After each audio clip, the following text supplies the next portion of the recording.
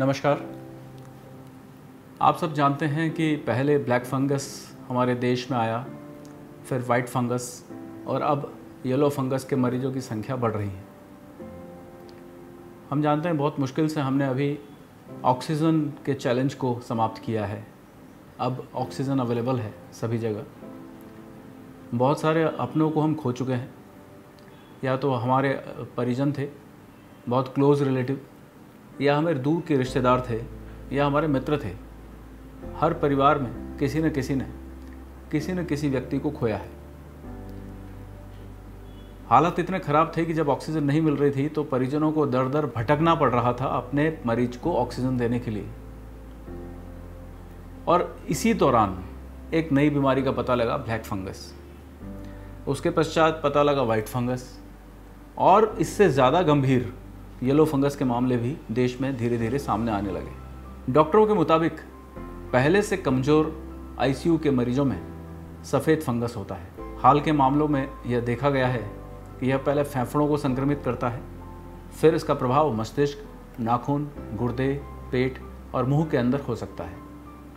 वहीं yellow fungus को ज़्यादा खतरनाक इसलिए बताया जा रहा है क्योंकि खतरा कोरोना के मरीजों पर पड़ रहा है।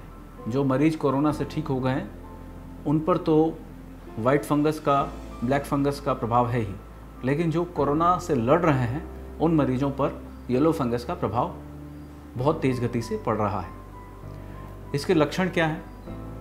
इसमें आपका वज़न तेज़ी से गिरता है, आपको बिल्कुल भूख नहीं लगती, आपको बहुत आलस आता है और विशेष रूप से आँखों में पस जमा हो जाता है। येलो फंगस शरीर के घाव को भरने नहीं देता। ये बहुत इंपॉर्टेंट है कि हमारे शरीर में जो भी घाव है यदि वो नहीं भर रहे हैं तो एक आशंका रहती है कि आपको येलो फंगस तो नहीं। खबरों के मुताबिक येलो फंगस का पहला मामला हमारे देश में गाजियाबाद में मिला था। इस वक्त एंटी फंगल दवा एम्फोटेरासिन बी इंजेक्शन ही संक्रमण से लड़ने के लिए एकमात्र ज्ञात इलाज है। जानकारों के मुताबिक अगर आप शुगर कंट्रोल कर लें तो इससे आप बच सकते हैं। आप अगर लगातार मास्क का उपयोग करें और अपने आसपास के वातावरण को स्वच्छ रखें तो येलो फंगस के संक्रमण से खुद को बचा सकते हैं। हम कालिदास क्यों बनते जा रहे हैं? हम जिस पेड़ पर बैठे हैं उसी की टहनी काट रहे हैं, उसी की वो टहनी काट रहे हैं जिस पर हम बैठे हैं। हमें पता है कि हम बिना मास्क के जाएंगे, हम अगर लोगों के संपर्क में आएंगे, हम अगर ध्यान नहीं रखेंगे तो हम संक्रमित हो जाएंगे, और अगर हमने तत्पश्चात भी ध्यान नहीं रखा तो अपने परिवार को भी हम संक्रमित कर बैठेंगे, और हमारे अपने जिनके बिना हम जी नहीं सकते वो छिन जाएंगे। इसलिए समझदार बने।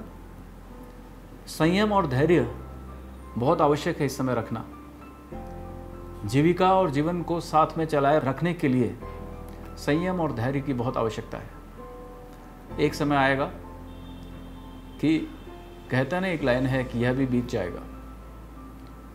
यह कोरोना का संकट काल भी हमारे जीवन से चला जाएगा। अभी संयम और धैर्य की बहुत आवश्यकता है। और एक बात बहुत इम्पॉर्टेंट कि पॉजिटिव बनाए रखें खुद को। जैसा चल रहा है उसमें बहते रहें। कहते हैं लहरों में बहना, लहरों के खिलाफ नहीं चलना। लहरों में बहेंगे तो आप बचे रहेंगे, लहरों के खिलाफ चलेंगे तो आपकी एनर्जी जाएगी और आप खाक हो जाएंगे। इसलिए जो चल रहा है उसमें स्वयं को पॉजिटिव बनाए रखें। आपने एक शब्द सुना होगा, जो हो रहा है अच्छा हो रहा है, जो होगा वो अच्छा होगा, जो हुआ वो भी अच्छा हुआ। आज इस उक्ति से हमारा विश्वास क्यों उठ गया है? प्रकृति संतुलन करती है।